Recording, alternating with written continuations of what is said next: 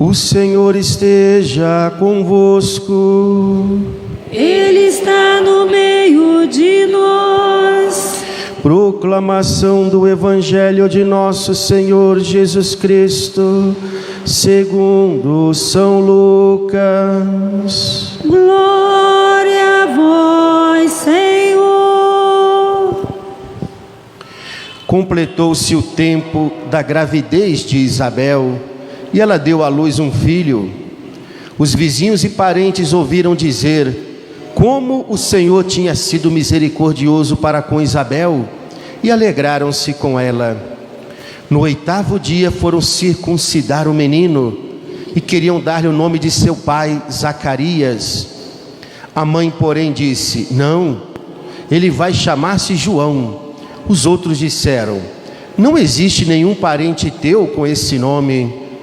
Então fizeram sinais ao pai, perguntando como ele queria que o menino se chamasse. Zacarias pediu uma tabuinha e escreveu: João é o seu nome. E todos ficaram admirados. No mesmo instante, a boca de Zacarias se abriu, sua língua se soltou e ele começou a louvar a Deus. Todos os vizinhos ficaram com medo e a notícia espalhou-se por toda a região montanhosa da Judéia. E todos os que ouviam a notícia ficavam pensando: o que virá a ser este menino? De fato, a mão do Senhor estava com ele.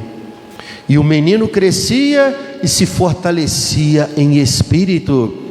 Ele vivia nos lugares desertos, até o dia em que se apresentou publicamente a Israel. Palavra da salvação.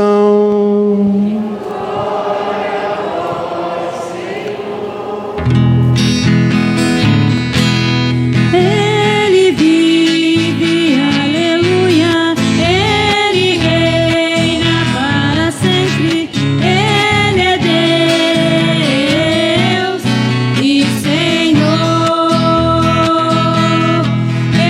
Ele vive, aleluia.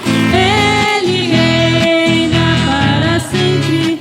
Ele é Deus e Senhor.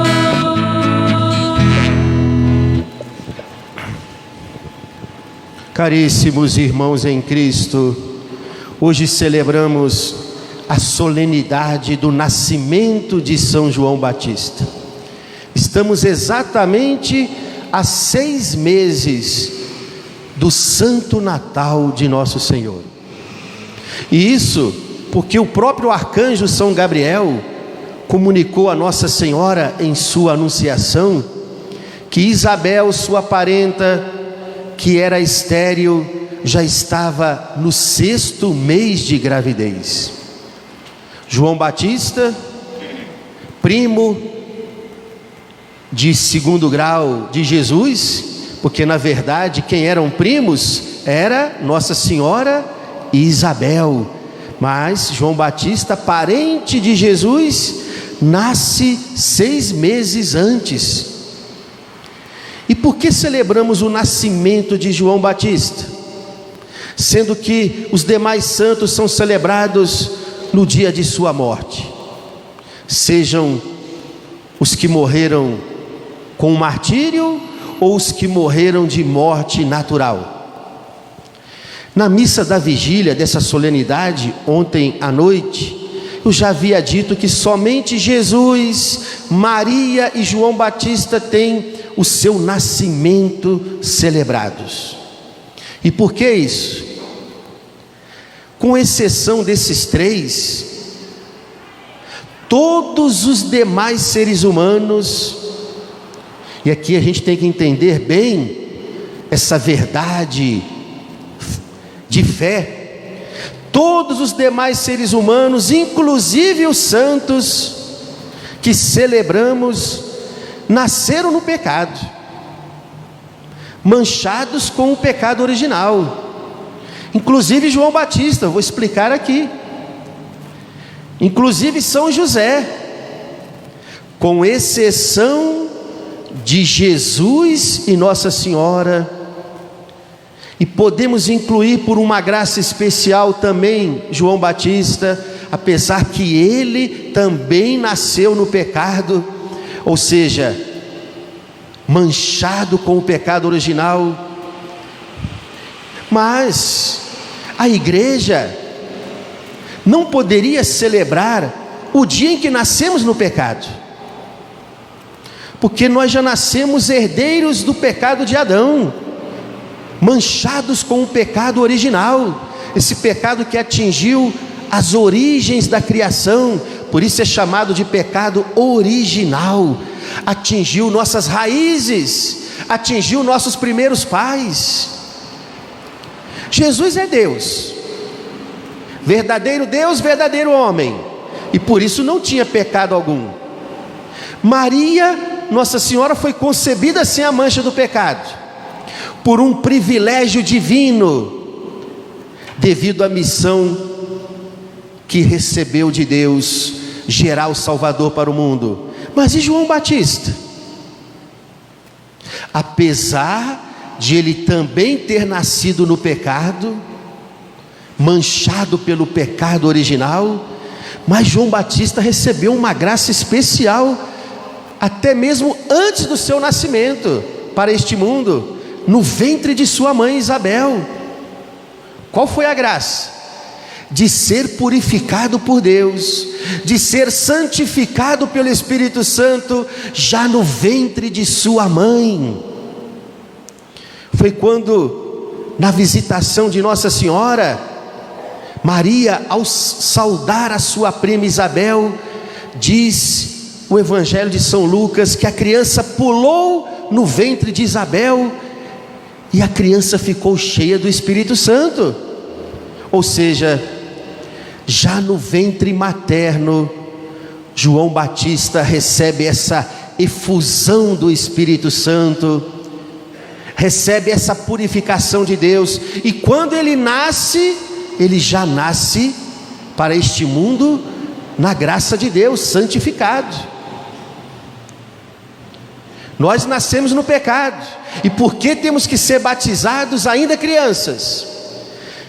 Já para receber essa graça que João Batista recebeu no ventre de sua mãe, a graça de sermos libertos da mancha do pecado original e de recebermos o Espírito Santificador. Por isso que a igreja recomenda que as crianças já recém-nascidas, cortou o umbigo umbilical, já leve para ser batizado. Não espere não, porque as crianças precisam de receber pelo batismo este Espírito Santificador, que nos liberta do pecado original. João Batista recebeu essa graça, né? Podemos dizer, numa linguagem mais carismática, ele foi batizado no Espírito Santo no ventre de sua mãe. Ali ele já recebeu o Espírito de Deus. Por isso que a igreja celebra o seu nascimento, mas também em vista da missão única que Nossa Senhora e ele receberam dentro da história da salvação. Cada um a seu modo, Maria e João Batista colaboraram de uma forma única para a vinda do Salvador. No Evangelho de hoje, todos questionam quando Isabel disse que o menino iria se chamar João. Mas por que o menino vai se chamar João? E isso porque dentro da tradição israelita ou judaica, o primogênito, o primeiro filho, homem nascido, recebia o nome do pai. Era uma tradição respeitadíssima pelos judeus, até hoje, os judeus de raízes, né? Não os judeus aí que vivem pelo meio do mundo e já não vivem o judaísmo de uma forma tradicional. Se dava o nome do pai. João Batista deveria se chamar Zacarias Júnior, o nome do seu pai, Zacarias. Mas quem é que deu o nome a essa criança? Quem deu? O próprio Deus, através do arcanjo São Gabriel, que revelou para Zacarias, na sua anunciação, que aquela criança iria se chamar João. E Zacarias confirma isso no evangelho de hoje. Estava mudo ainda, conhecemos a sua história, né? Ele ficou mudo porque duvidou do que o anjo lhe disse, que ele, mesmo de idade avançada, e a sua esposa estéril, teriam a graça de conceber um filho. Por essa sua incredulidade, Deus deu um castigo para Zacarias, um espírito de mudez, e ele só voltaria a falar no nascimento da criança. Por isso, quando perguntam aqui no evangelho de hoje para ele: qual o nome da criança, Zacarias? Ele não podia falar, ele escreve numa tabuinha: seu nome será João. Sabemos que na Bíblia, quando Deus dá um nome para alguém, ou muda o nome de uma pessoa, é porque aquele nome está relacionado a uma missão. João significa Deus dá a graça, ou agraciado por Deus. Sem dúvida, João foi muito agraciado por Deus. Além de ter recebido já no ventre de sua mãe a força santificadora do Espírito Santo, ele é o último dos profetas do Antigo Testamento, é aquele que vai abrir o Novo Testamento, e é aquele que vai ter a graça de batizar o autor do batismo, Jesus, e vai apontar Jesus para o seu povo. Todos os outros profetas anunciaram a vinda do Messias de forma longínqua, apenas dizendo: olha, vai chegar o tempo em que Deus enviará o seu Filho ao mundo, o Salvador. Mas João Batista anunciou com a sua própria boca, apontou com as suas próprias mãos a chegada do Salvador, dizendo: este aí, ó, que foi batizado por mim no Rio Jordão, sem precisar desse batismo, ele é o Cordeiro de Deus, que veio tirar os pecados do mundo. João Batista procurou cumprir essa missão de preparar a chegada imediata do Salvador de duas formas: pela sua pregação e pelo seu testemunho de vida e de fidelidade a Deus. Sua pregação e seu testemunho de vida eram tão fortes que as pessoas de todas as categorias vinham até ele no deserto para escutá-lo, e depois que escutava a sua pregação, faziam essa pergunta: o que devemos fazer para nos converter? Soldados perguntaram isso,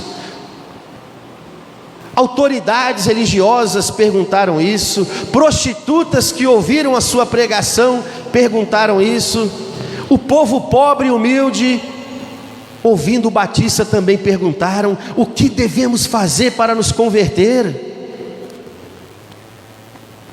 E aí, caríssimos irmãos, somente um que gostava de ouvir São João Batista, gostava de ouvir a sua pregação, acreditava que ele era um profeta e um santo, mas não se deixou converter pela pregação do Batista. Quem foi essa pessoa? Herodes.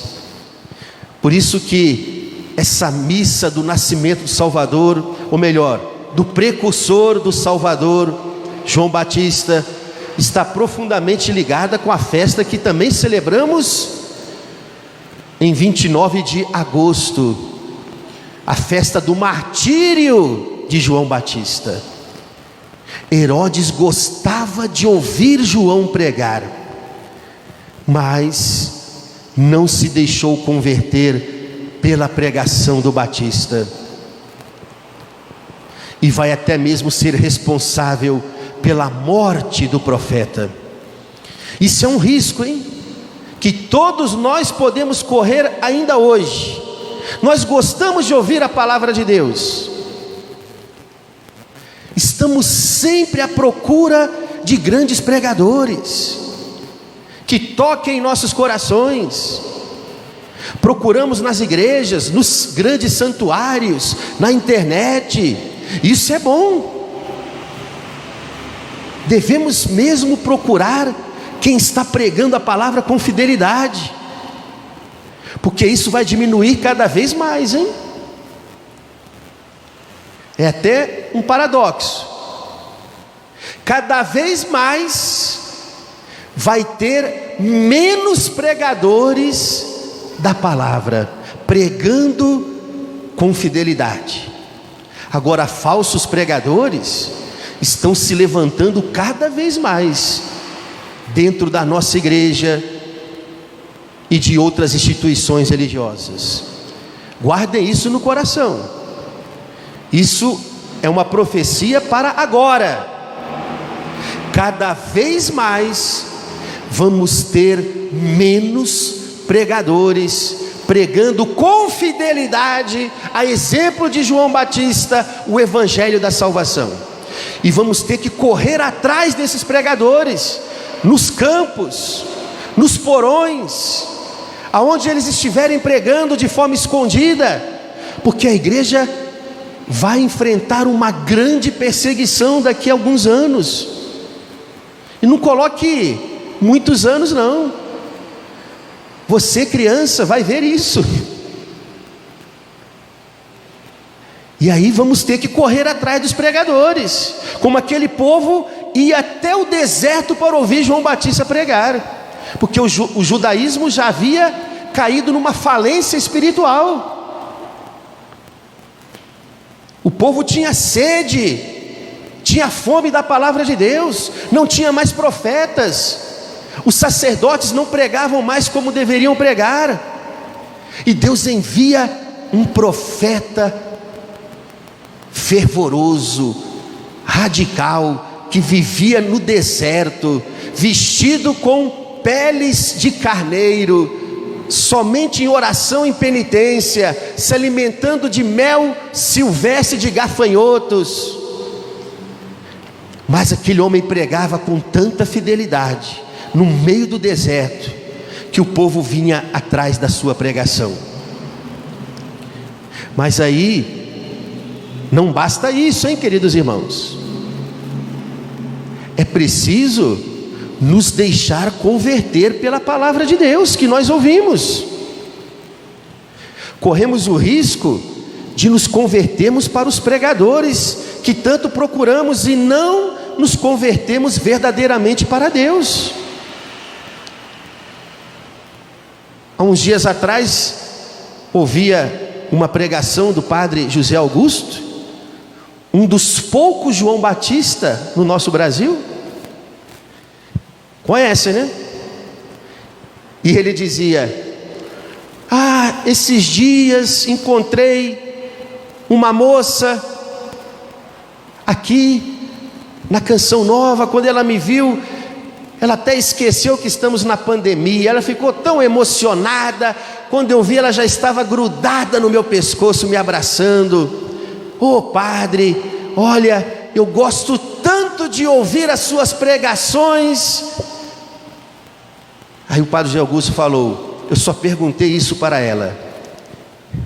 E você, já é santa? Que isso, padre? Sou uma pecadora. Então minha pregação não está valendo não, porque eu prego para formar em santos, assim como eu preciso ser santo. É isso. O mundo vive numa profunda crise, porque vive numa crise de santos. A igreja enfrenta uma crise como nunca enfrentou na face da terra, dentro da sua história, uma crise de fé, uma crise de apostasia, de muitos abandonando a igreja, uma crise de relaxamento na vida espiritual, de uma vida cristã medíocre por parte de muitos cristãos. A igreja vive essa crise de fé tremenda, porque vive uma crise de santos, falta de santos. Assim como no tempo de São João Batista, quando ele veio, o judaísmo estava falido espiritualmente, e nos períodos mais difíceis da igreja, Deus sempre suscita grandes santos. Os grandes reformadores da igreja não foi Lutero, não foi Calvino, não foi o rei Henrique VIII, que queria que o seu divórcio fosse aprovado pela igreja, e por isso fundou uma outra igreja anglicana. Não foi os grandes pregadores protestantes, não. Os grandes reformadores da igreja sempre foram e sempre serão os santos. Com a santidade deles, denunciava o pecado dos filhos da igreja, e ao mesmo tempo trazia de volta para a conversão muitos que estavam se perdendo no pecado.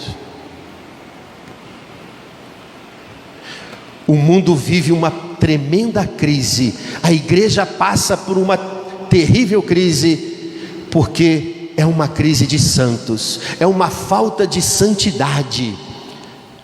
E aí aparecem os pregadores da igreja querendo apresentar soluções, porque a solução é uma só, há 2000 e poucos anos: a fidelidade ao evangelho de nosso Senhor. Mas aparecem aí os negociadores do evangelho, querendo negociar a doutrina de Cristo, os mandamentos de Deus e da igreja com o mundo, dizendo: a igreja, para não perder fiéis, deveria aprovar o casamento de homossexuais. A igreja deveria ser menos radical nas suas leis, deveria liberar a Eucaristia para todos, para os casados e os descasados. A igreja deveria ser a favor do aborto também, em algumas situações, como no caso de violência sexual. A igreja deveria se adaptar mais aos valores do mundo. A igreja está muito antiquada, a igreja está muito radical. Quem é que Deus manda para preparar o coração de um povo para a chegada do Messias? Um profeta radical. Nada de sorrisinhos, de tapinha nos ombros dos outros, de negociação com o rei e com os imperadores, de ser muito popular, querendo falar coisas que agradam a todos. Não, foi São João Batista que pregava assim: o machado já está na raiz, e quem não se converter, quem não dar frutos para Deus, quando o Messias chegar, vão ser cortados como um galho seco e jogado no fogo. Era assim a pregação daquele homem, pregando a conversão. Preparai os caminhos do Senhor, endireitai suas veredas, aplanai as montanhas, porque o Senhor está para chegar. E qual é os caminhos que têm que ser preparados? Os caminhos da nossa vida, que precisam ser caminhos cada vez mais livres do pecado, para que o Salvador encontre livre acesso para chegar até o nosso coração. Quais as montanhas que devem ser niveladas? A montanha do nosso orgulho, de nossas vaidades excessivas, de nosso egoísmo, em não querer amar a Deus com todo o nosso coração. É essa montanha aqui, ó, da soberba do nosso coração que precisa de ser aplainada. Quais as veredas tortuosas que devem ser endireitadas? São os caminhos errados que ainda insistimos em trilhar, que este mundo ainda insiste em trilhar, para que o Salvador chegue até nós. A igreja só vai ajudar na santificação das almas, na conversão dos pecadores, se a igreja continuar sendo fiel ao Evangelho de nosso Senhor. Não podemos negociar uma só vírgula dos ensinamentos do Senhor. Quando uma multidão de pessoas deixaram de seguir a Ele, depois da multiplicação dos pães, Ele perguntou para os 12: e vocês também querem ir embora? Querem ir? Porque eu não vou mudar a minha pregação, não. Eu não vou mudar o meu evangelho. Querem ir embora? Pode ir. Não foi isso que Jesus disse, né, de uma forma resumida para os 12? Quem quiser uma igreja adaptada ao mundo, e não a igreja fiel ao evangelho de nosso Senhor, não vai conseguir seguir o Cristo, não vai conseguir permanecer no caminho do Senhor. Aquela perguntinha que foi feita no evangelho de hoje, diante de tantos sinais extraordinários em torno do nascimento daquela criança, começaram a perguntar: o que vai ser este menino? O que vai ser essa criança? Recebe um nome diferente? É nascido de uma forma milagrosa? Quem vai ser este menino? Todos perguntavam isso. Essa pergunta é feita diante de cada criança que vem ao mundo, não é? Quem é que sabe o que vai ser aquela criança que nasce? No fundo, o pai e a mãe perguntam: o que vai ser dessa criança, hein? Quem ela vai ser neste mundo? No fundo, a resposta para nós cristãos só pode ser uma só: o que vai ser deste menino? Foi a pergunta que os céus fizeram quando você nasceu, quando eu nasci. E a resposta é dada na festa de hoje. Quem se tornou João Batista? Um grande santo. E é isso que devemos nos tornar. O que vai ser deste menino? Ele deve se tornar santo.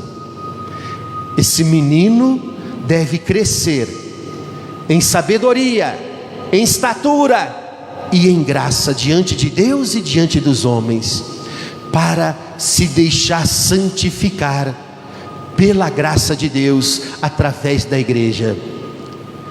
Essa é a grande esperança que Deus tem desde o dia em que Ele nos chamou a existir.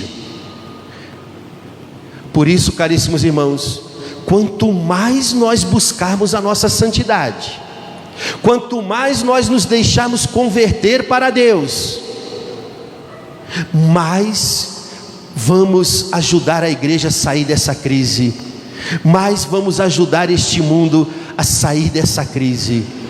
Crise de valores, crise de humanidade, crise de homens e mulheres do bem, que sejam capazes de morrer pelo Evangelho, pelo bem, pela justiça de Deus. João Batista levou muito a sério o dom da sua vida. Não foi apenas o nascimento dele algo milagroso, o seu nascimento também, o meu nascimento também, foram um milagre de Deus, milagre do amor de Deus. Como cada vida que vem a este mundo é um milagre de Deus. E para quê? Para que a gente permita que Deus realize em nós essa obra de santificação, para que o mundo seja melhor. João Batista levou a sério o dom da sua vida. E nós, como temos correspondido à graça de Deus em nossa vida? Louvado seja o nosso Senhor Jesus Cristo.